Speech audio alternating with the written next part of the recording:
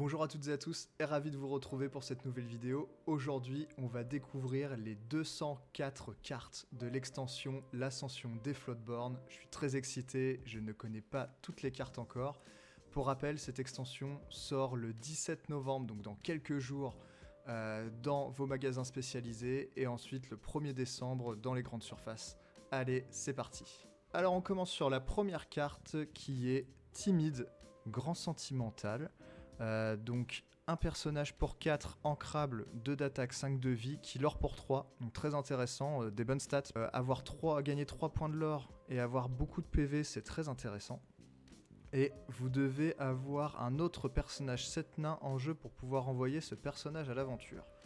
Donc on peut voir qu'il y a une restriction pour pouvoir partir à l'aventure, mais j'imagine qu'il y a d'autres 7 nains, je connais pas encore les cartes, hein.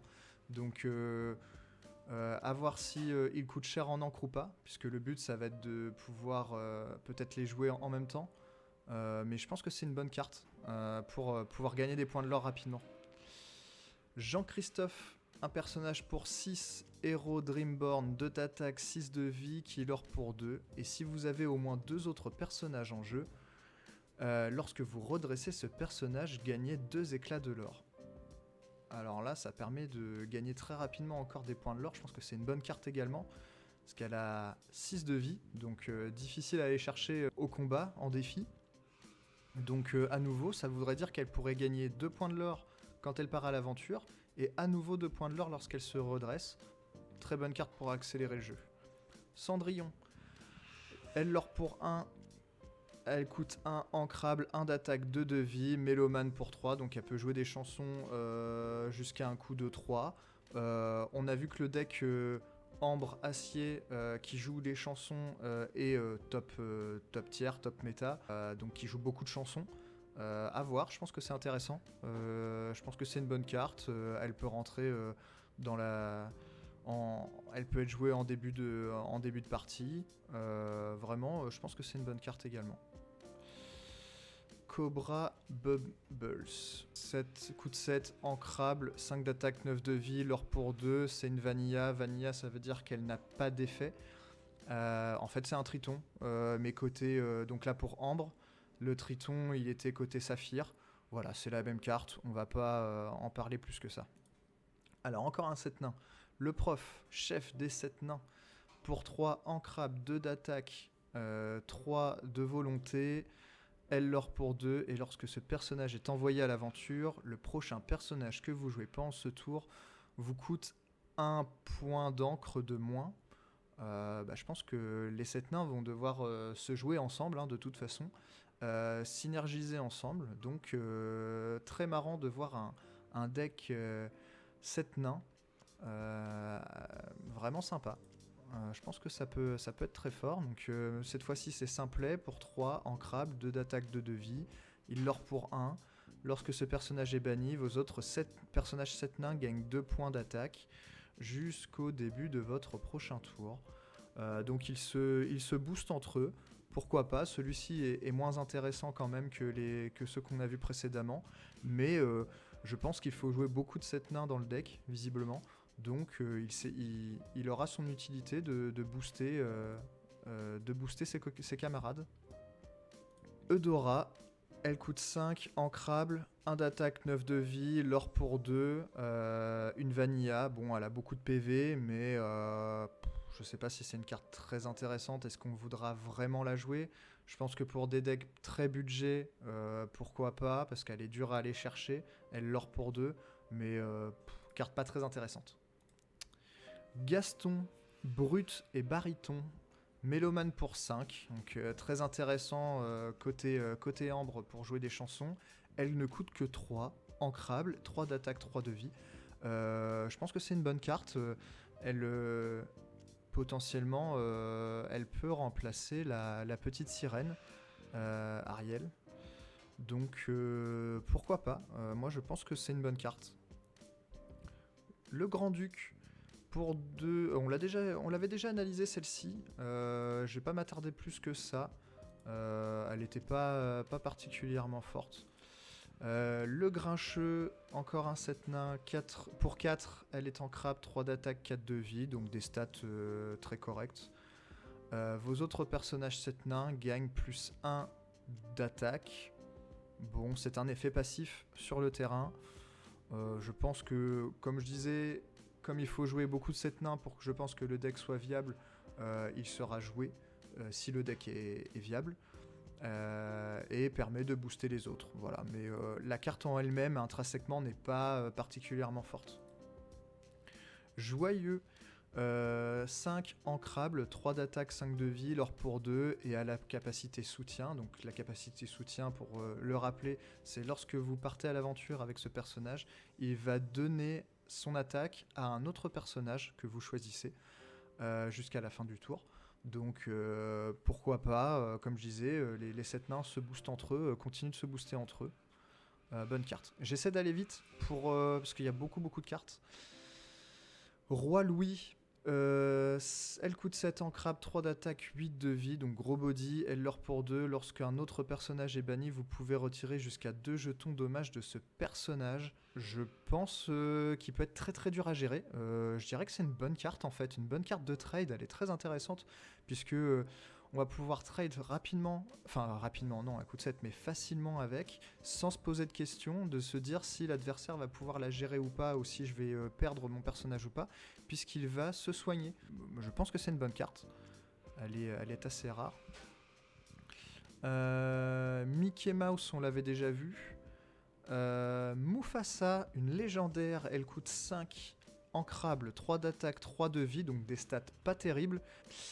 Lorsque ce personnage est banni, vous pouvez révéler la première carte de votre pioche. S'il s'agit d'un personnage, vous pouvez la jouer gratuitement. Il entre en jeu épuisé, sinon remettez-la sur le dessus de votre pioche. Je pense que c'est pas une très bonne carte. Sincèrement, je pense que, à moins que de jouer énormément de personnages dans son deck, je pense que c'est pas une très bonne carte. En plus, c'est une légendaire. Je pense que c'est pas une bonne légendaire à avoir. Je vais faire un filtre sur Ambre, comme ça on va pas revenir à 0. Mulan. Elle coûte 3 en crabe, 2 d'attaque, 3 de vie. Elle l'or pour 2 et elle a soutien. C'est pas une carte particulièrement qu'on va vouloir jouer, donc on va vite passer. Mais il y a une autre Mulan qui peut être jouée pour 2, mais sinon elle coûte 4. En crabe, 3 d'attaque, 3 de vie, l'or pour 2, et lorsque ce personnage est envoyé à l'aventure, vous pouvez révéler la première carte de votre pioche. S'il s'agit d'une chanson, vous pouvez la jouer gratuitement, sinon remettez-la au-dessus de votre pioche. Alors généralement, on joue quand même plus de personnages que de chansons. Je pense que la probabilité de piocher avec son effet une chanson est très faible. Je pense que c'est pas une très bonne carte. L'effet me paraît compliqué à résoudre. Voilà. Nana, elle coûte 2, ancrable, 1 d'attaque, 3 de vie, elle l'or pour 1, et chaque fois que vous jouez un personnage Floodborn, vous pouvez choisir un personnage et lui retirer tous ses jetons dommages. Alors ça fait plusieurs fois qu'on voit des cartes quand même qui se soignent, à voir ce que ça peut donner, si il peut y avoir des effets sympas. Porcinet, elle coûte 3, 2 d'attaque, 4 de vie, l'or pour 2, une carte vanilla, pas très intéressante, on peut passer. Une réponse, elle coûte 5, en crabe, 0 d'attaque, 6 de vie, l'or pour 2, elle peut être jouée pour 3, par-dessus une autre réponse, et chaque fois que vous retirez un jeton dommage sur l'un de vos personnages, vous pouvez piocher une carte. Donc voilà. La couleur ambre peut aussi jouer sur le fait de se soigner plusieurs fois pendant un tour pour piocher des cartes. Par exemple, avec cette carte, si vous avez cette carte en jeu, si vous soignez 3 dommages d'un coup, vous ne piocherez qu'une carte. Mais si vous soignez un dommage, puis encore un dommage, puis encore un dommage, là vous piochez plusieurs cartes d'affilée. Donc je pense que c'est une très bonne carte à avoir dans un deck soin. Après, on a vu avec l'expérience qu'on a avec le jeu, il y a très peu de dommages qui restent en jeu d'un tour à l'autre. Généralement, on essaie de tuer un personnage, enfin de bannir un personnage sans lui avoir particulièrement fait de dommages au tour précédent, pour justement éviter les cartes réponses qui soignent et qui piochent. Donc à voir comment la méta va évoluer, comment le jeu va évoluer, s'il y aura des cartes avec plus de points de vie ou pas. Mais comme ça paraît fort, mais en réalité ça peut être situationnel et assez compliqué à mettre en place si finalement l'adversaire ne veut pas mettre de dommages petit à petit, mais plutôt tout d'un coup. Voilà. Après, on peut nous-mêmes faire des trades et soigner nos personnages. Ce qui permettrait de piocher. Une nouvelle réponse pour 2. Ancrable. Elle coûte 1 d'attaque, 4 de vie, l'or pour 1. On peut l'épuiser. Choisissez un personnage et lui retirer jusqu'à 2 jetons dommages. Donc de même, toujours dans un deck soin, dans un deck... je pense que ça peut, si le deck est viable, ça peut être très fort. Sinon, la carte n'est pas particulièrement excellente. Dormeur, encore un 7 nain. Elle coûte 2 ancrable, 2 d'attaque, 3 de vie. Ce personnage entre en jeu épuisé. En fait, elle a des très bonnes stats, mais il entre en jeu épuisé, donc potentiellement peut se faire trade. Mais je pense que c'est une bonne carte, parce que généralement, si vous commencez tour 1, l'adversaire peut ne pas avoir de carte d'un coup de 1 et ne pas jouer. Ne pas jouer de personnage. Et donc, à votre tour, au deuxième tour, vous jouez ça, c'est de très bonnes stats. Donc, pourquoi pas, la carte peut être intéressante. Hachoum. Elle coûte 2, ancrable, 1 d'attaque, 4 de vie. Elle l'or pour 1. Et lorsque vous jouez ce personnage ou un autre personnage 7 nains, vous pouvez choisir, il y a eu une faute de traduction, un personnage qui subit moins 1 d'attaque pour le reste de ce tour. Cette carte n'est pas particulièrement très puissante, je pense que c'est même l'un des moins bons. Après, il a pas mal de vie, mais je pense que c'est un des moins bons des 7 nains. Blanche-Neige. Elle coûte 2, ancrable, 2 d'attaque, 3 de vie, et lorsque vous jouez ce personnage, vous pouvez choisir un personnage et lui retirer jusqu'à 2 jetons dommages. Pareil, c'est plus dans un deck soin. Les stats sont ok. Dans un deck soin, ok. On remarque que les cartes ambre coûtent très peu de mana. Alors, 2 non ancrables, 1 d'attaque, 2 de vie, et les personnages 7 nains vous coûtent 1 point d'encre de moins à jouer. Ok, je pense que c'est une bonne carte. Une fois que vous l'avez sur le terrain, vous la laissez redresser. Vous ne partez pas à l'aventure avec, vous ne faites pas de trade avec, mais ça vous permet de jouer rapidement vos 7 nains, sachant qu'on a vu que les 7 nains coûtent environ entre 2 et 4 points d'encre en moyenne. Il y en avait 1 à 5, mais en moyenne, ils coûtent assez peu de mana. Donc je pense que c'est une bonne carte à jouer dans ce deck. Alors, celle-ci coûte 6, une Blanche-Neige, non ancrable, 3 d'attaque, 5 de vie, pardon. Elle peut être jouée pour 4 par-dessus une autre Blanche-Neige. Lorsque ce personnage est envoyé à l'aventure, vous pouvez reprendre en main une carte personnage de votre défausse. Alors ça, je pense que c'est une très bonne carte. C'est une légendaire. Bon. Ok, elle n'est pas ancrable, mais vraiment très très bonne carte.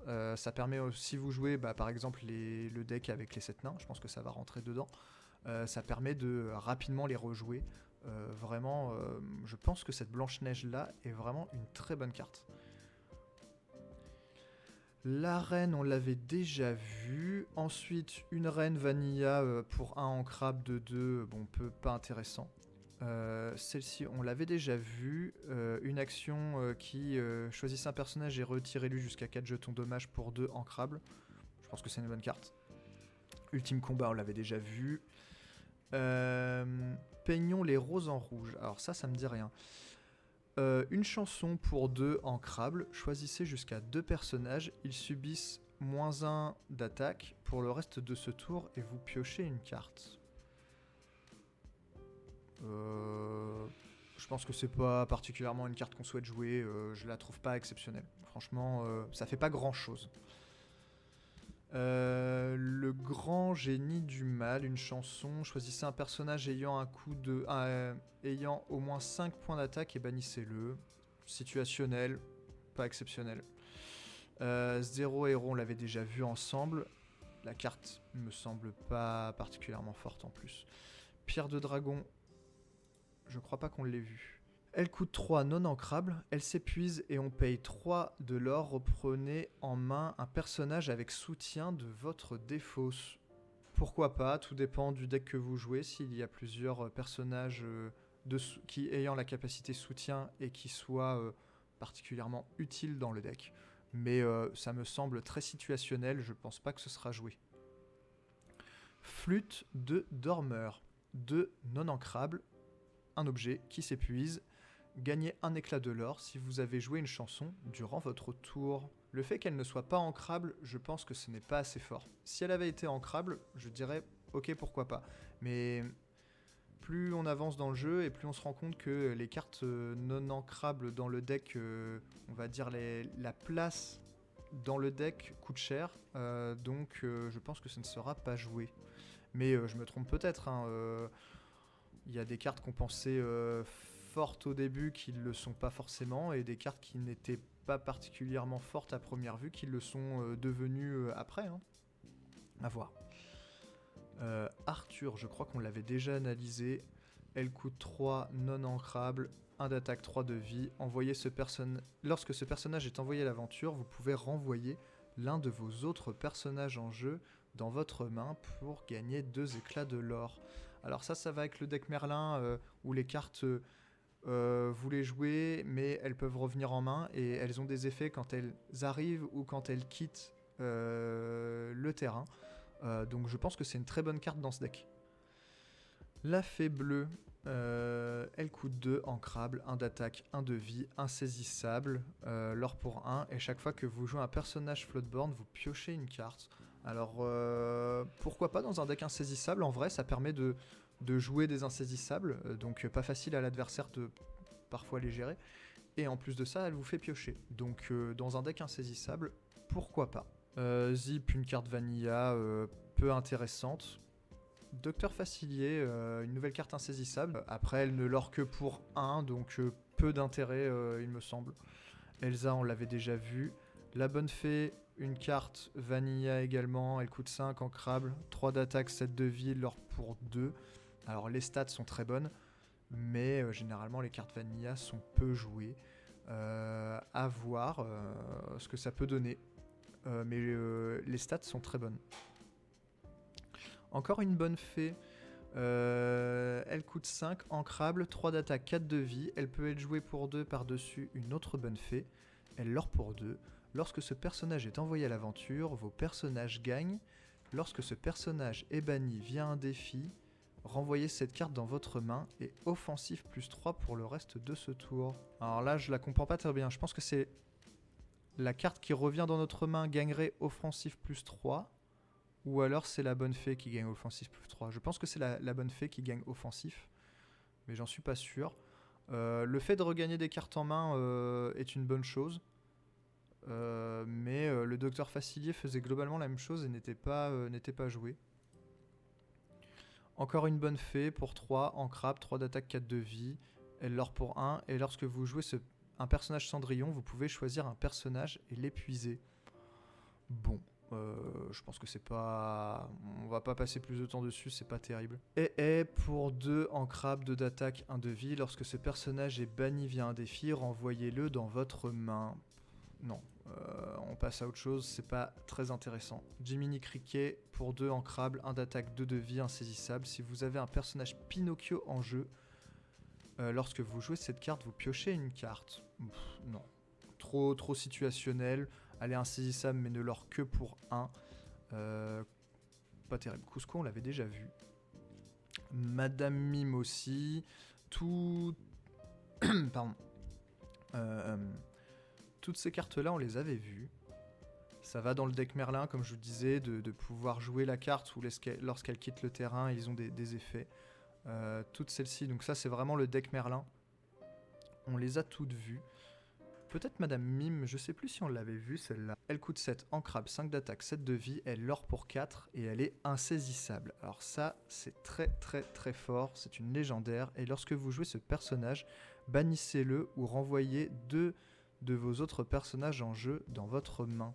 Pour la jouer, il faut renvoyer 2 autres personnages en jeu. C'est pas simple de la jouer, mais lorsqu'elle est sur le terrain, elle fait mal. Alors Madame Mime, celle-ci ne me dit rien non plus. Coup de 5, en crabe, 2 d'attaque, 5 de vie. Elle lord pour 2, elle peut être jouée pour 3 sur une autre Madame Mime et elle peut s'épuiser, jouer gratuitement un personnage coûtant 4 ou moins.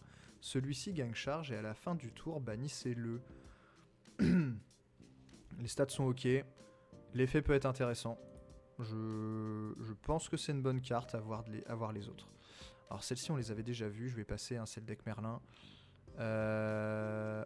Ombre de Peter Pan, ça me dit rien. Alors 4 non ancrables, 2 d'attaque, 3 de vie, l'or pour 2, insaisissable, charge, et vos autres personnages avec charge gagnent insaisissable. Alors ça, je pense que c'est une très bonne carte pour un deck insaisissable. On peut potentiellement jouer d'autres cartes avec charge et gagner insaisissable, et donc permettrait de gagner plus de points de l'or et d'éviter d'être trade derrière.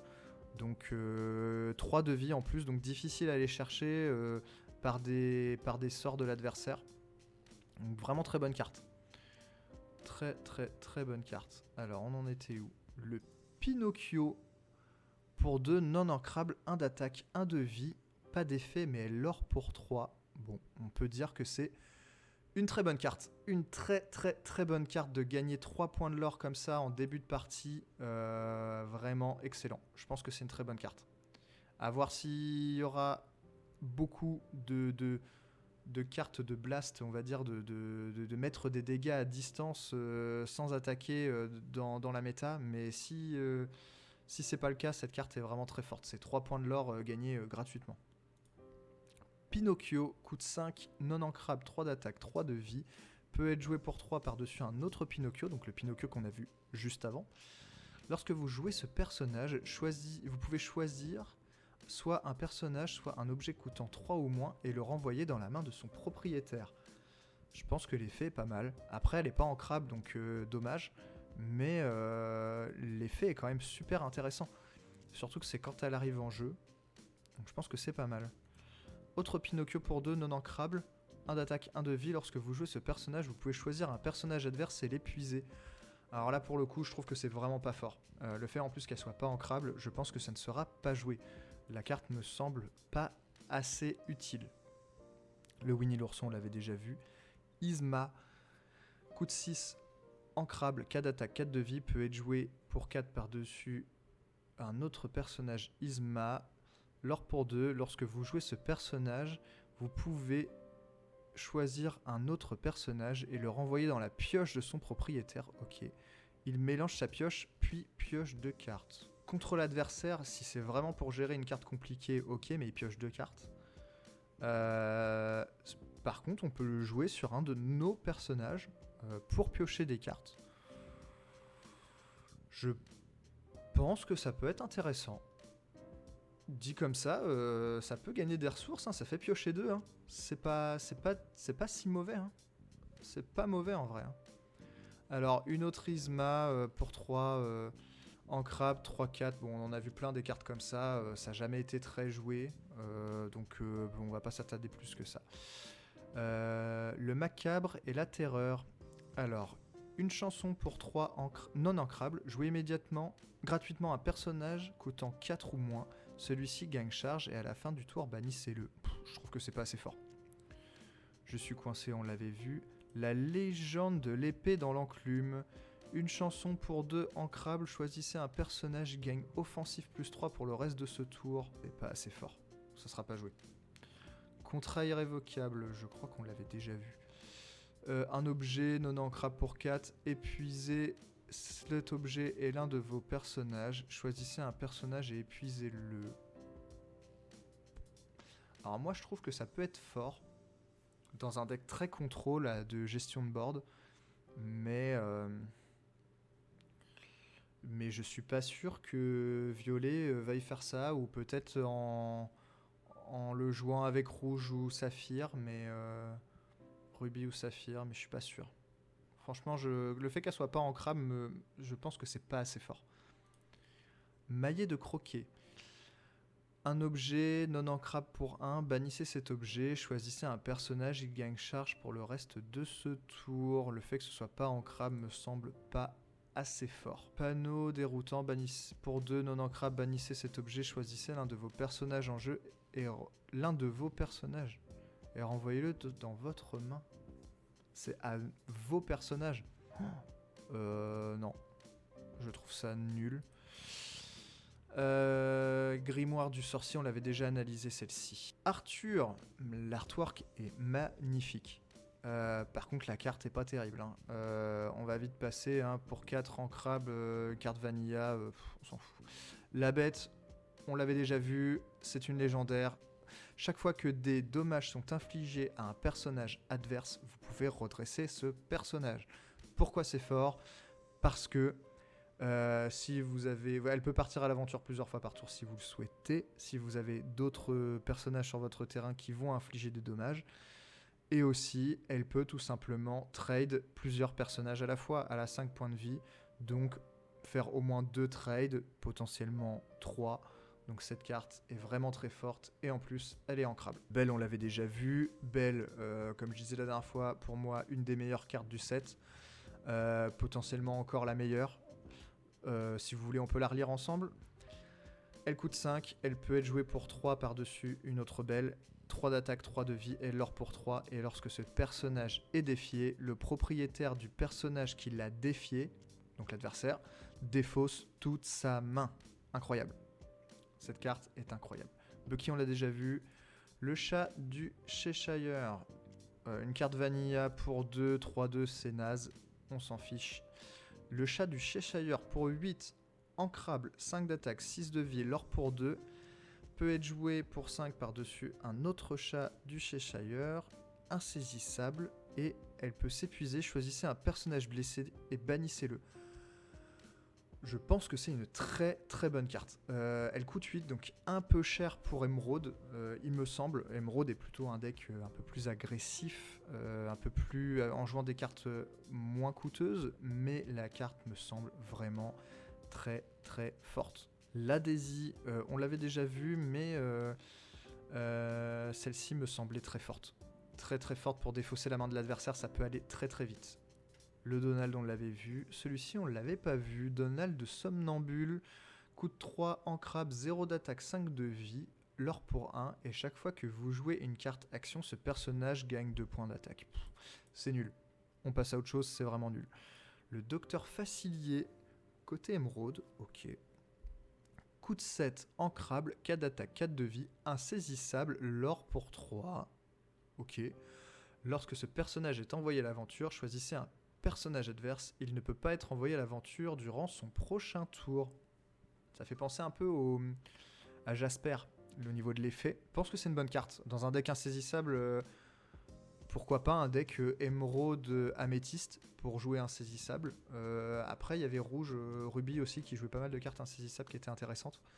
Mais me semble être une bonne carte. Le Flynn Rider ici est pas terrible. C'est une carte vanilla. Alors celui-ci, Flynn Rider, son plus grand fan. Coûte 4, non ancrable, 2 d'attaque, 3 de vie, l'or pour 4. Peut être joué pour 2 sur un autre Flynn Rider, insaisissable. Ce personnage subit -1 de l'or pour chaque carte dans les mains de vos adversaires. Ok, donc celle-ci rentre dans un deck complètement défausse de la main de l'adversaire. Donc en début de partie, on a quand même généralement... Enfin, elle va être jouée au tour 3 ou 4. Il me semble. Au tour 3, on a au moins encore 5 cartes en main. Donc 5 cartes en main. La carte me semble moyenne. Franchement moyenne. Faut vraiment défausser la main de l'adversaire. Si le deck défausse est très fort, oui, cette carte sera forte. Si on arrive à défausser rapidement la main de l'adversaire, c'est fort. Sinon c'est trop difficile à gagner des points de l'or avec. Gaston, pour 2, ancrable, 1 d'attaque, 3 de vie, l'or pour 1. Tant qu'un adversaire n'a plus de cartes en main, ce personnage gagne 3 d'attaque. C'est nul. On passe à autre chose, je vous le dis tout de suite, c'est nul. Petit Jean, coûte 6, ancrable, 6 Une 6-6, l'or pour 2, Vanilla. On passe à autre chose, c'est nul. Lucifer, une carte non ancrable pour 5, 2 d'attaque, 2 de vie, l'or pour 2. Alors, dit comme ça, les stats sont nuls. Lorsque vous jouez ce personnage, chaque adversaire choisit et défausse soit 2 cartes, soit une carte action. Donc ça rentre dans le deck défausse. Comme ça, la carte en elle-même, elle me semble pas forte. Les stats sont nuls pour son coup, en plus elle est pas ancrable. Son effet en lui-même est bon, mais sans plus.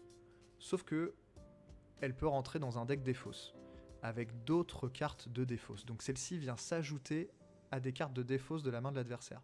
Donc si on arrive à rapidement défausser des cartes de l'adversaire, même si les statistiques de nos cartes sont mauvaises, on aura, je pense, l'ascendant sur l'adversaire. Donc cette carte me semble bonne dans un deck de fausse. Pas autrement. Celle-ci, on l'avait déjà vue. Pat.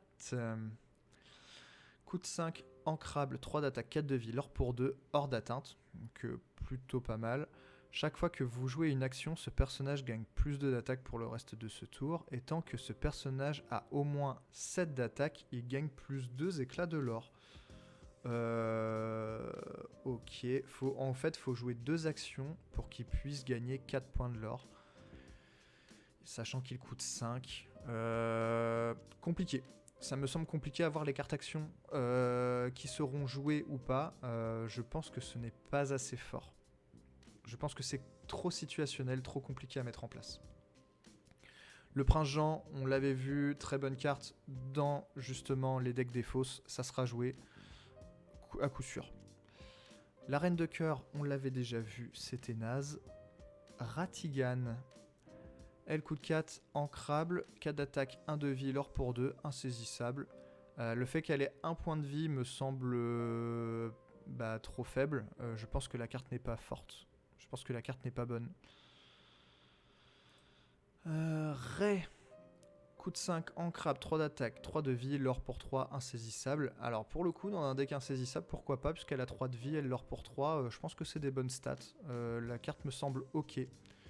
La reine, je sais plus si on l'avait vue celle-là. On va la regarder. 3 non ancrables, 2 d'attaque, 3 de vie. Elle peut s'épuiser. Choisissez une carte personnage et défaussez-la. Vous pouvez gagner un nombre d'éclats de l'or égal au point de l'or du personnage défaussé. Ok. On a vu plusieurs cartes avec beaucoup de points de l'or et qui étaient difficiles à jouer, difficiles à mettre en place. Donc celle-ci permettrait de pouvoir les jouer, mais ça me semble assez situationnel. Dit comme ça, je suis pas sûr que ce soit fort, mais je peux me tromper. À mon avis, on peut faire des synergies avec cette carte-là. À voir. Je pense qu'il y a des petites dingueries qui peuvent se faire quand même avec ça. L'effet me semble intéressant à étudier. Comme ça, je suis pas sûr, mais je pense que la carte peut être très intéressante. Alors, Tiana, elle coûte 5, ancrable, une vanilla, c'est naze. On va passer. Virana, c'est pareil. Rebondir, on l'a déjà vu. Hypnotiser, on l'a déjà vu. Improviser, on l'a déjà vu. Tactique en meute, je crois pas qu'on l'ait vu. L'artwork est magnifique. 4, ancrable, action, gagner un éclat de l'or pour chaque personnage adverse blessé en jeu. À moins d'avoir une AOE qui met 1 à tout le monde et jouer ça derrière, ok. Mais sinon, ça me semble trop situationnel. Sonnez la clochette, une action, choisissez un personnage blessé et bannissez-le. Pourquoi pas. On n'a pas vu en fait de cartes qui mettaient des points de hommage à tout le monde côté émeraude. Donc à voir avec les autres couleurs. On va passer chez Ruby pour voir. Balou, une carte vanilla pour 3 en crabe. Une 4-3, c'est naze. On passe à autre chose. Boone, c'est pareil, c'est naze. Une carte vanilla. Garde-carte, on passe à autre chose. Une carte vanilla. Un Donald, légendaire. Elle coûte 5, ancrable, 1 d'attaque, 5 de vie, l'or pour 1, insaisissable, et ce personnage gagne 1 point de l'or pour chaque jeton dommage sur lui. Je pense que c'est pas bon. Je pense que c'est pas une bonne carte. Parce que... non. Ça m'embêterait d'avoir cette carte-là en légendaire dans une display, sincèrement. Alors, Felicia, elle coûte 1, ancrable, 3 d'attaque, 1 de vie, combattant. Bonne carte, je pense. Bonne carte pour les decks contrôle de board. Donc, elle va pouvoir faire les trades en début de partie. Donc, en soi, si ça peut rentrer dans les cartes qui coûtent 1, la carte a des stats ok. Fidget, 3 ancrable, 3 d'attaque, 2 de vie, l'or pour 1, insaisissable, me semble pas assez fort. Grand coquin, elle coûte 3, non ancrable, 2 d'attaque, 3 de vie, l'or pour 1, et chaque fois que vous jouez un personnage Floodborn, chaque adversaire perd un éclat de l'or. Trop situationnel, ça me semble pas si utile que ça. Vraiment moyen. Madame de Tremen, l'artwork est sublime. Elle coûte 6, non ancrable, 3 d'attaque, 4 de vie, l'or pour 2, et elle a alter 4, donc peut être jouée pour 4 sur une autre Madame de Tremen. Lorsque vous jouez ce personnage, chaque adversaire choisit l'un de ses personnages et le bannit. L'effet est ok, mais je trouve pas ça assez fort. Madame de Tremen, on l'avait déjà vu. La lumière, c'est nul, c'est une carte vanilla avec des grosses stats, mais coûte trop cher, enfin, pas très intéressant. La mini insaisissable, on l'a vu, c'est une bonne carte, il me semble. Une autre mini insaisissable me semble être une bonne carte aussi en jouant des cartes action. Une mini vanilla pour 2, 3-2, c'est nul. Mergotel, coûte de ancrable, une 3-4, l'or pour 1, et ce personnage entre en jeu avec 3 jetons dommage. Alors ça c'est intéressant. Ça c'est intéressant, pourquoi ? Parce qu'on a vu pas mal de cartes qui jouaient sur le fait d'avoir des dommages pour soit se soigner et avoir des avantages. Pourquoi pas ? Un peu situationnel, mais à voir. La Mulan, on l'avait déjà vu. Le fait qu'elle soit pas ancrable ne me semble pas assez fort. Namari, elle coûte 4, non ancrable, une 3-3, l'or pour 1. Vous pouvez l'épuiser et bannissez ce personnage. Choisissez un personnage et bannissez-le. Je trouve ça trop lent. Parce que vous pouvez pas faire son effet le tour où vous la jouez. Je trouve que c'est un peu lent.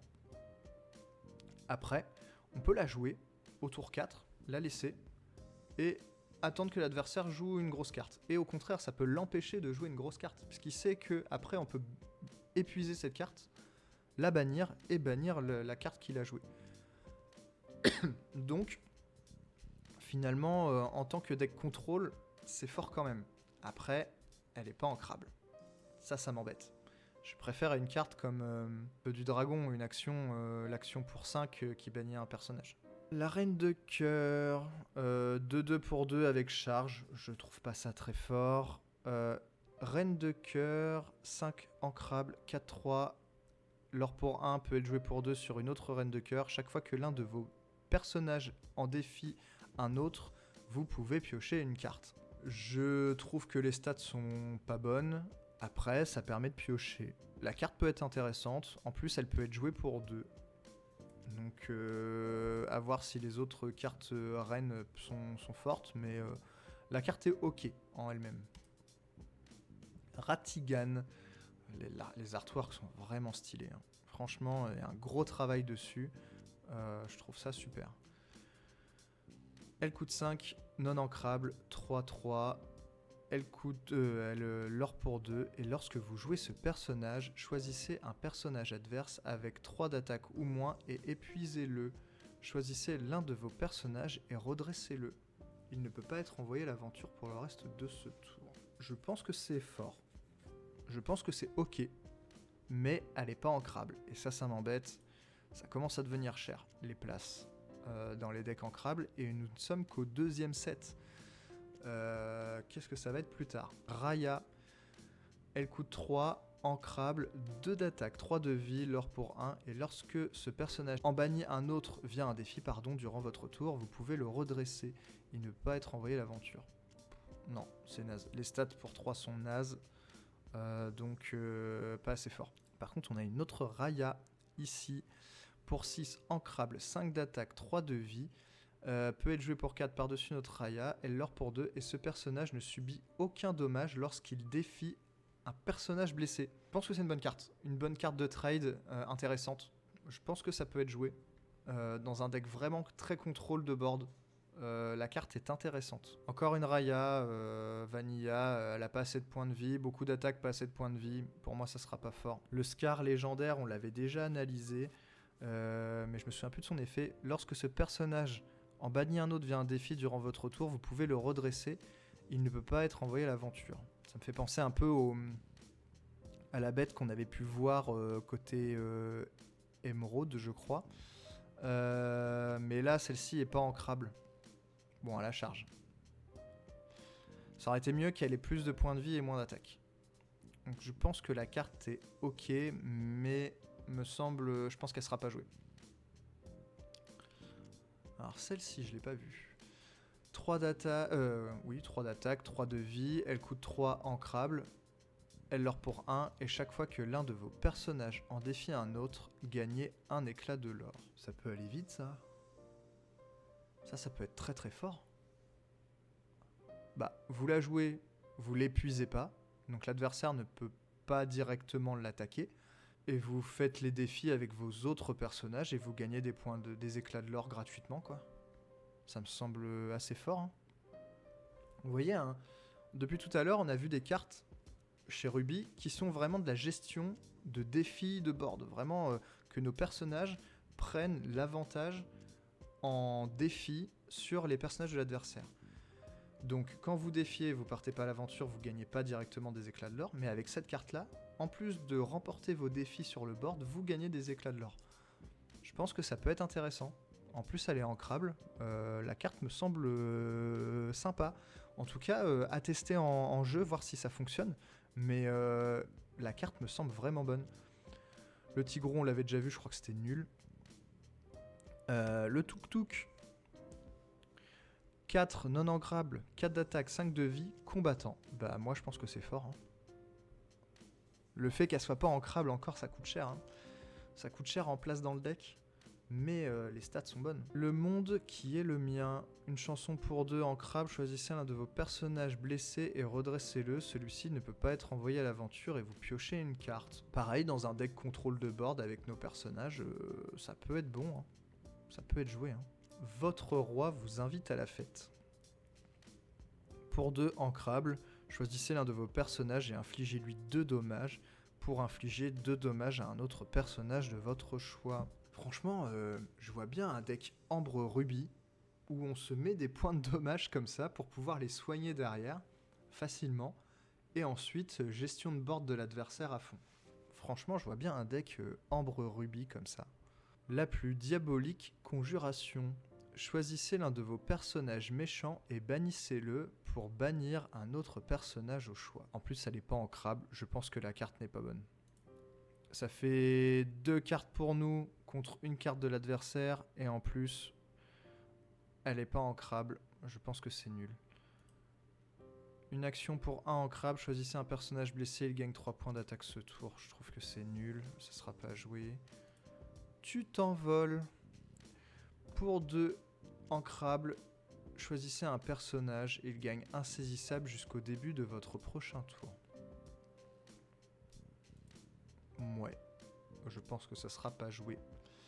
La clochette du dîner, on l'a vu. Dague de Peter Pan, vos personnages avec insaisissable gagnent 1+1 d'attaque.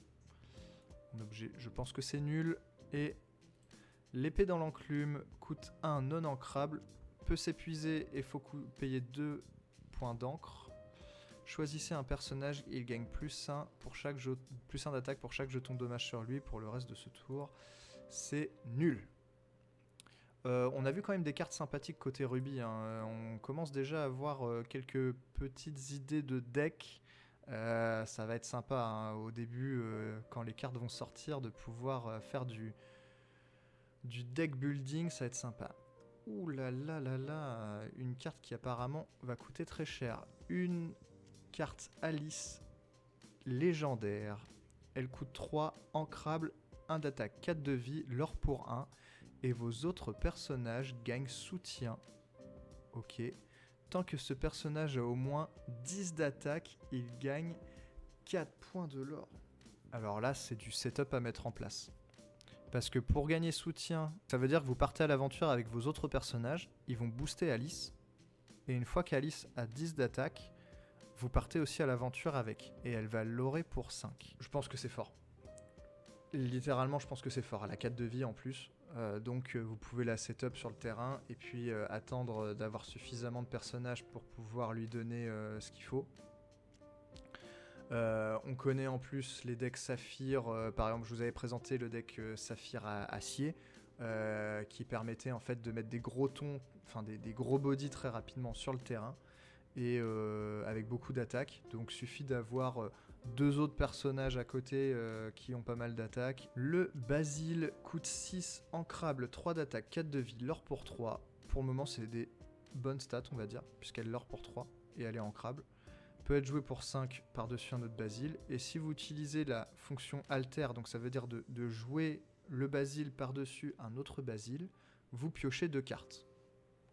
Ça me fait penser un peu au Stitch Surfer, qui quand il rentrait en jeu et qu'on avait 2 autres personnages, on piochait 2. C'est un peu comme le Stitch, mais côté Saphir. Je pense que c'est fort. Je pense que c'est joué. Un autre Basile avec soutien de 2 pour 2, c'est ok, c'est pas incroyable, c'est ok. Un Basile Vanilla, celui-ci peut être mieux que d'autres cartes Vanilla, pourquoi? Parce qu'il a plus de vie, mais en soi, c'est pas génial. La Chenille, alors une carte Vanilla, mais qui l'or pour 3. Là, je pense que la carte est sympa. Pourquoi? Parce qu'elle a des bonnes stats, elle est ancrable. Elle peut gagner des points de l'or rapidement. Voire même vous faire gagner presque assurément 3 points de l'or. Donc la carte me semble bonne. Big Ben on avait déjà vu. Cruella d'enfer. Durant votre tour, ce personnage gagne insaisissable. C'est nul. Alors, une autre Cruella d'enfer. Elle coûte 5, ancrable, 4 d'attaque, 3 de vie. L'or pour 2 peut être joué pour 3 par-dessus une autre Cruella. Lorsque ce personnage est envoyé à l'aventure, choisissez un personnage adverse et il subit moins 2 d'attaque. On passe à autre chose, c'est nul. Duke Whistleton. Pour 2, ancrable, 1 d'attaque, 2 de vie, hors d'atteinte. L'or pour 2. C'est pas assez fort. Le Gaston, on l'avait déjà vu, c'est plutôt une bonne carte. Le Grand Pabi, on l'avait déjà vu, c'est une bonne carte aussi pour 3, elle a des bonnes stats. Malheureusement, elle n'est pas ancrable, mais c'est une bonne carte. Si vous voulez, on peut la relire quand même, parce qu'elle est bien. Donc, elle coûte 7, non ancrable, 3 d'attaque, mais 6 de vie. Donc, un bon body, elle l'or pour 3. Et chaque fois que vous retirez au moins un jeton dommage à l'un de vos personnages, gagnez 2 éclats de l'or. Donc, pareil, je vois bien un deck soin. Donc, le deck soin, c'était Ambre avec Saphir, mais bon, avec Ruby c'était pas mal aussi quand même. Je pense qu'avec Ruby c'est plus facile à jouer. Flavorsham, elle coûte 4, ancrable, 1 d'attaque, 6 de vie, l'or pour 1. Lorsque vous jouez ce personnage ou lorsque vous l'envoyez à l'aventure, vous pouvez bannir l'un de vos objets pour piocher 2. C'est déjà la condition quoi, donc il faut bannir un de ces objets pour piocher 2. Je sais pas, parce que ça veut dire qu'on va jouer des objets pour les bannir pour piocher. Je sais pas. Difficile de se prononcer pour le moment sur cette carte, je pense. En soi, je pense que c'est pas assez fort. James, non ancrable, elle coûte 4, 3 d'attaque, 3 de vie, l'or pour 2. Lorsque ce personnage est banni, vous pouvez placer cette carte dans votre réserve d'encre face cachée et épuisée. Donc ça fait penser un peu à la grand-mère Tala. Mais je pense que la grand-mère Tala est plus intéressante. Pourquoi? Parce que elle est ancrable et elle ne coûte que 2, alors que là c'est pour 4 et non ancrable. Le but c'est d'accélérer rapidement en mana et pas de le faire au tour 4. Donc je pense que la carte n'est pas bonne. Jasmine, on l'avait déjà vu. Judy Hopes. Elle coûte 3 en crabe, 2 d'attaque, 3 de vie. Elle leur pour 2. Lorsque vous jouez ce personnage, vous pouvez choisir un objet et le bannir. Son propriétaire pioche une carte. Je pense que ça ne sera pas joué. Madame Johnson. 4 non ancrables. 1 d'attaque, 5 de vie, l'or pour 2. Chaque fois que vous jouez un personnage Floodborn, vous pouvez placer la première carte de votre pioche dans votre réserve d'encre face cachée et épuiser. Comme je disais, l'accélération de mana, on essaie quand même de le faire le plus rapidement possible. Là, c'est même pas au tour 4 qu'on va pouvoir accélérer en mana avec cette carte-là, mais plutôt tour 5, tour 6. Je pense que la carte n'est pas assez forte. Ou ça me semble trop lent, en fait. Nick Wild. Elle coûte 4 ancrable, 2 d'attaque, 4 de vie. L'or pour 2. Lorsque vous jouez ce personnage, vous pouvez reprendre en main un objet glace à l'eau de votre défausse. Alors, qu'est-ce que l'objet glace à l'eau? On va le voir tout de suite. Est-ce qu'on le voit? Elle est là. Alors, elle coûte 1 ancrable. Lorsque vous jouez cet objet, vous pouvez piocher une carte. Bannissez cet objet, choisissez un personnage et retirez-lui jusqu'à 2 jetons dommage. Je pense que c'est pas assez fort, ça prend trop de place dans le deck pour pas grand chose. Je pense que c'est pas assez fort. Bébé Noy, je sais plus comment il l'appelle dans le film. Coûte 2 ancrable, 1 d'attaque, 2 de vie, l'or pour 2. Tant que vous avez un objet en jeu, ce personnage gagne résistance plus 1 et hors d'atteinte. Ah ouais. Après, pour 2, généralement pour 2, t'as pas trop le temps d'avoir joué un objet. Je pense que c'est pas assez fort. Le maître hibou, une carte vanilla, on connaît. S'il y a besoin de rentrer ce type de carte dans le deck, ok, on en voit de toute façon dans les decks. Mais je pense que c'est pas assez fort. Le prince charmant, on l'avait vu. C'était des stats plutôt ok. Surtout parce qu'il l'or pour 3. Coco Lapin, une carte vanilla pour 5, c'est pas intéressant. Sissou. Alors je sais plus si on l'avait vu, c'est une légendaire. Je crois pas qu'on l'ait vu. Elle coûte 4, non ancrable, pardon, 2 d'attaque, 4 de vie, l'or pour 2, et lorsque ce personnage est envoyé à l'aventure, regardez les 2 premières cartes de votre pioche, vous pouvez ajouter l'une d'elles en main. Remettez le reste sous votre pioche dans l'ordre de votre choix. Donc elle fait piocher, vous choisissez parmi les 2 cartes au-dessus de votre deck. Moi je pense qu'elle est bien. Mais est-ce que ça rentre dans Saphir? Je suis pas sûr. La carte est bonne, mais je suis pas sûr qu'elle rentre dans Saphir. Je la verrais bien dans un deck plus aggro, finalement. Nock, hors d'atteinte, elle coûte 4, ancrable, 4 d'attaque, 3 de vie, l'or pour 1, je pense que c'est naze. Winnie l'ourson, elle coûte 3, ancrable, 2 d'attaque, 3 de vie, l'or pour 2. Lorsque ce personnage est envoyé à l'aventure, vous pouvez placer une carte de votre main dans votre réserve d'encre face cachée. Alors ça, je pense que c'est plus intéressant que les cartes qu'on avait vues précédemment, qui faisaient gagner qui faisaient accélérer en réserve d'encre. Celle-ci me paraît bonne. En plus, elle est ancrable. Donc celle-ci, ok.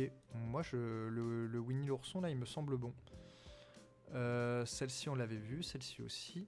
Projectile de fortune, inaction. Choisissez l'un de vos objets et bannissez-le pour infliger 5 points de dommage à un personnage de votre choix. Je pense que c'est pas assez fort. C'est trop situationnel. Ça vous fait utiliser 2 cartes pour infliger 5. Je pense que c'est pas assez fort. Rien à cacher. Chaque adversaire révèle sa main. Piocher une carte. Ouais. Pourquoi pas? Franchement, je vois bien des top players jouer ça en fait. Pour connaître un peu l'adversaire, ce qu'il peut avoir en main dans des situations particulières. En fait, dans d'autres jeux de cartes, ça serait très très fort. Je pense à Yu-Gi-Oh par exemple, ça serait fort.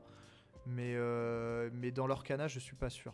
En tout cas, plus tard dans l'avancement des sets, cette carte pourrait se révéler forte.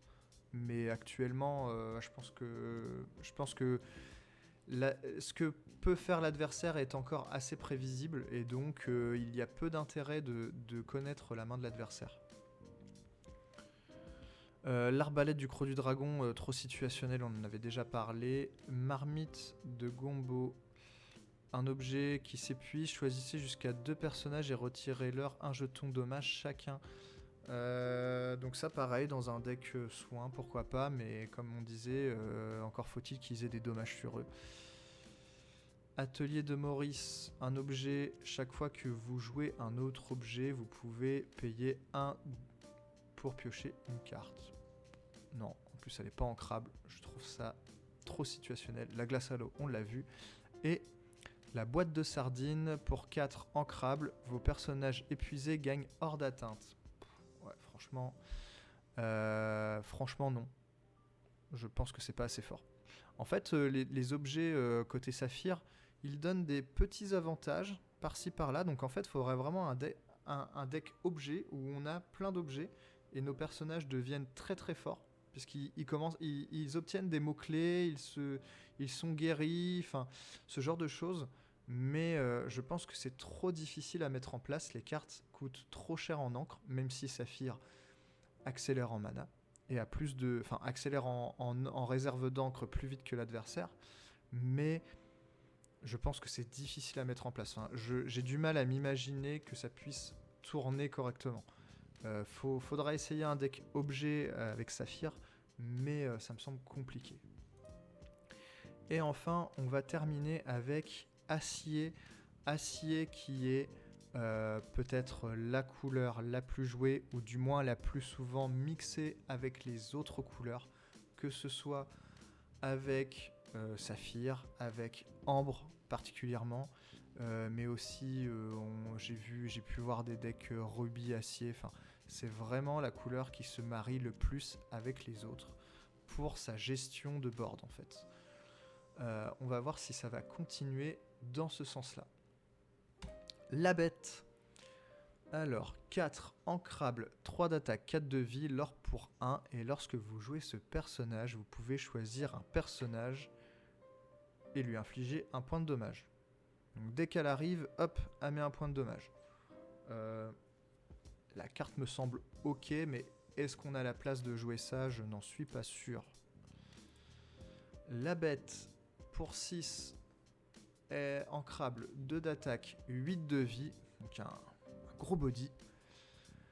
L'or pour 1, si des dommages sont infligés à l'un de vos personnages, placez-les sur ce personnage à la place. Ok, donc ça devient un peu un bouclier, ou du moins un souffre-douleur. C'est lui qui va récupérer les points de dommage pour les autres. Intéressant. La mécanique me plaît. Après, est-ce que c'est vraiment si utile que ça? Je ne sais pas. Ensuite, encore la bête, cette fois-ci une légendaire. L'artwork, encore une fois, excellent. Coûte 5, ancrable, 3 d'attaque, 5 de vie, l'or pour 2, peut être joué pour 3 sur une autre carte, la bête. Si ce personnage n'a aucun jeton de dommage sur lui au début de votre tour, piochez une carte. Sinon, il a plus 4 d'attaque pour le reste de ce tour. Ok.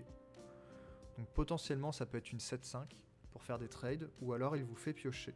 Je pense que c'est une bonne carte, parce qu'elle est ancrable.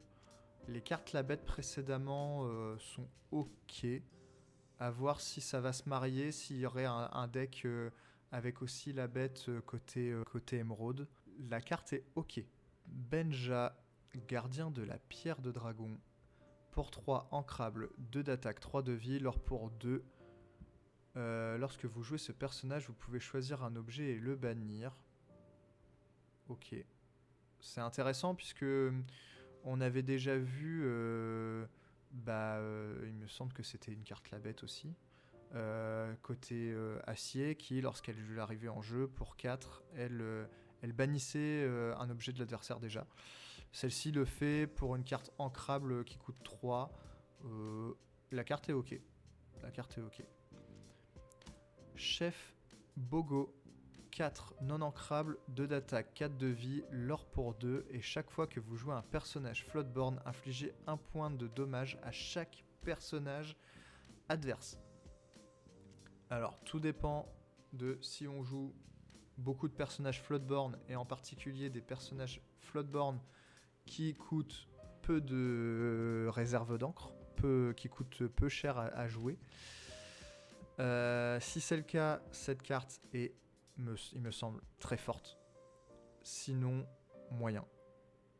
Ça me semble être moyen. Cendrillon, on les avait déjà vus. Cette Cendrillon-là est très très forte.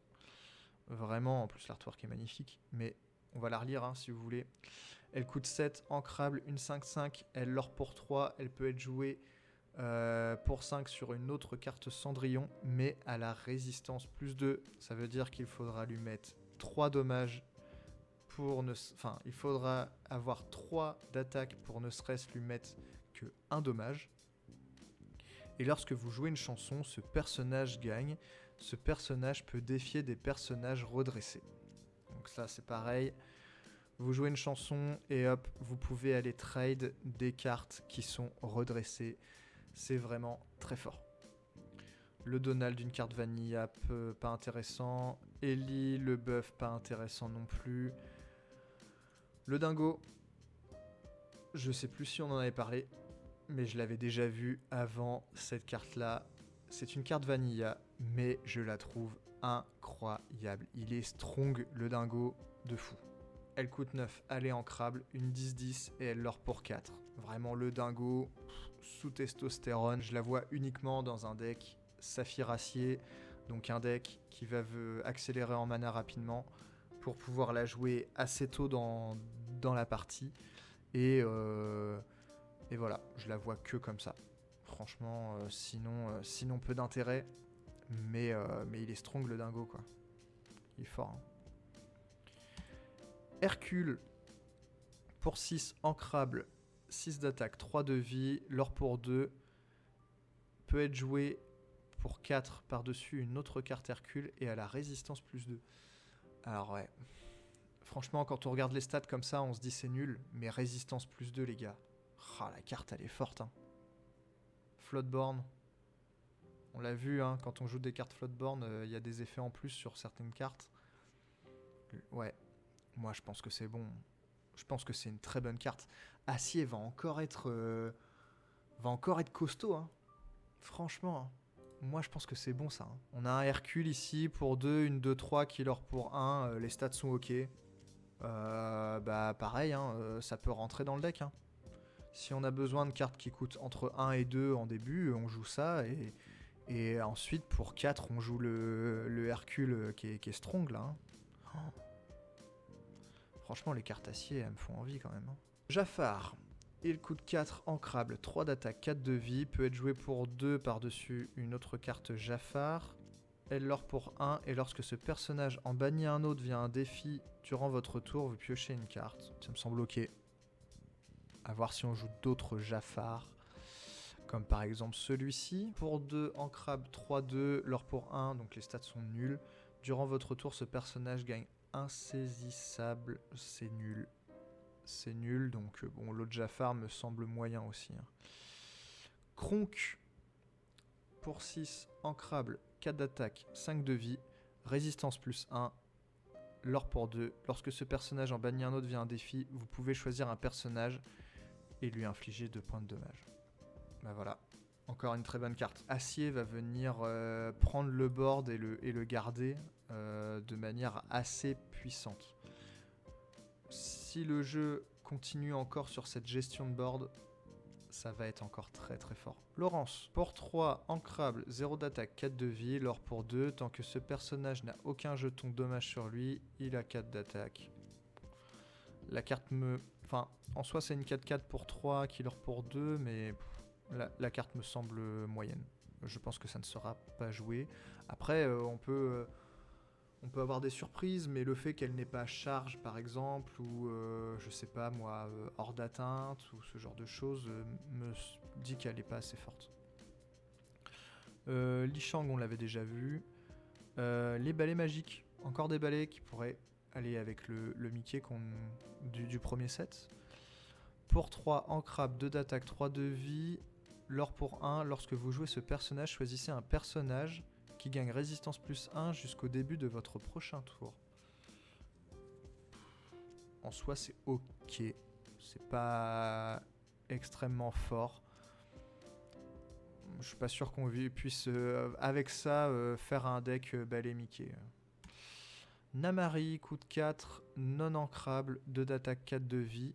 Rempart. Ce personnage peut défier des personnages redressés. C'est une légendaire. Franchement, je pense que c'est pas assez fort. Je suis pas fan de la carte. Pour le fait que ce soit une légendaire me déçoit un peu. Pour une carte légendaire, ça me déçoit un peu. Je pense qu'elle est pas assez forte, pardon. Mais je me trompe peut-être. Pacha, une carte vanilla, bon elle est strong, hein. Pour 6, ancrable, 4-8, l'or pour 2. Prince Navin, c'est nul. La reine de cœur, on l'avait déjà vue. Je la trouvais forte. Elle permettait de faire plusieurs trades ou de partir à l'aventure plusieurs fois, mais elle l'or que pour 1. C'est vraiment pour faire des trades cette carte. Le Robin des Bois, je l'avais vu, je trouvais ça nul. Le chasseur. Pour 2 ancrable, une 1-1 qui l'or pour 2. Et lorsque ce personnage est envoyé à l'aventure, vous pouvez piocher une carte, puis en défausser une. Je sais pas trop quoi en penser. Parce qu'elle l'or pour 2 quand même. Je pense que c'est pas assez fort. Elle se fait trade trop facilement après, elle va pas rester plus d'un tour. Je trouve pas ça assez fort. Le prince, on l'avait vu. Pour moi, il me semblait fort. Parce qu'il a rempart et résistance. Pour moi, le combo des deux me plaisait bien. Donc cette carte-là me semble forte. Tiana, on l'avait vu, elle est forte. Pourquoi? Parce qu'elle a résistance plus 2. Et voilà, c'était surtout pour ça. En plus, elle l'or pour 2. Encore une Tiana. Ok. Pour une 1-3, pour moi, ça fait partie des meilleurs personnages vanilla qui coûtent 1. Donc, ok. En plus, ça permet de... Ah non, elle a pas alter, pardon. Mais ok, pour s'il y a besoin de jouer des cartes qui coûtent 1, celle-ci est bien. Une action, fonce. Pour 2, ancrable, choisissez un personnage, il gagne offensive plus 2 et résistance plus 2 pour le reste de ce tour. Bah moi je trouve ça fort. Je trouve ça fort, pourquoi? Parce que résistance plus 2, ça me semble vraiment, vraiment très costaud. Donc jouer ça pour faire des trades, moi j'aime bien. Je pense qu'on peut rapidement prendre l'ascendant sur l'adversaire en jouant ce type de carte. Même avec des personnages ayant des stats moyennes, celle-ci peut faire la différence sur certains trades. Donc oui, moi je trouve que c'est fort. Perdu dans l'hiver, une chanson.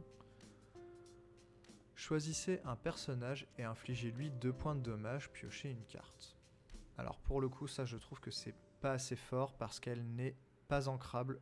On va passer à autre chose. Cette carte n'est pas assez bonne. Choisir son combat.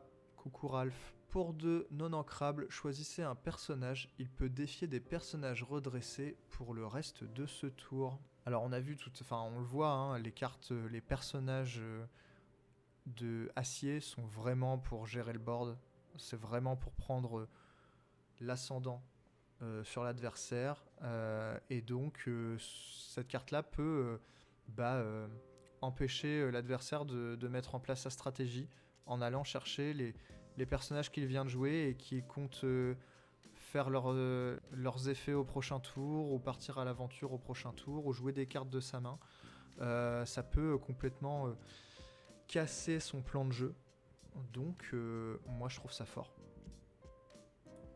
Même si c'est pas ancrable, je trouve ça fort. Plus ardent que le feu des volcans. Pour 3, ancrable, choisissez un personnage et infligez-lui autant de dommages que de personnages que vous avez en jeu. Bah moi je trouve ça fort aussi. Je trouve ça fort aussi, pourquoi? Parce que on voit quand même, hein, sur certaines parties, on arrive à rapidement avoir 3, 4 personnages en jeu. Et cette carte est ancrable. Elle permet de mettre des dégâts directement à un personnage qu'on choisit. Moi je pense que c'est fort. Cette carte-là me plaît bien. Elle me plaît bien plus que d'autres cartes qui mettaient des dégâts. Dernier canon. Pour 1 ancrable, Alors, il faut bannir cet objet et payer 1 en encre. Choisissez un personnage, il gagne offensif plus 3 pour le reste de ce tour. Bon, on va passer, c'est nul. Armure de souris, on l'avait déjà vu. C'est pour gagner des points de résistance. Donc là, le fait que ce soit pas ancrable, c'est dommage. Parce que résistance plus 1, c'est fort. Donc le fait de pouvoir en mettre plusieurs, par exemple, ça serait intéressant. Mais je pense que ça prend trop de place dans le deck. Alter, un objet pour 3 ancrable. Chaque fois que vous jouez un personnage ayant au moins 4 d'attaque, vous pouvez payer 1 point réserve d'encre et piocher une carte. Un moteur de pioche, à voir. Je pense que ça peut être bien. Je pense que ça peut être bien si le deck souffre de problèmes de ressources. Si le deck n'en a pas besoin, bon bah cette carte-là ne sera pas jouée. Mais si le deck a vraiment un problème de pioche, ça peut être intéressant. Et voilà, nous avons passé en revue les 204 cartes de l'extension l'Ascension des Floodborn, le deuxième chapitre du jeu Lorcana. Je vous remercie d'avoir suivi cette vidéo jusqu'au bout si c'est le cas. Et je vous dis à la prochaine pour de futures vidéos. Si vous ne voulez rien rater de l'actualité de l'Orcana ou du contenu que je pourrais vous proposer sur les différents decks, l'actualité autour du jeu et les différentes reviews ou openings des cartes, n'hésitez pas à activer la cloche, à vous abonner à la chaîne et à lâcher des pouces bleus. Voilà, je vous dis à la prochaine. Salut!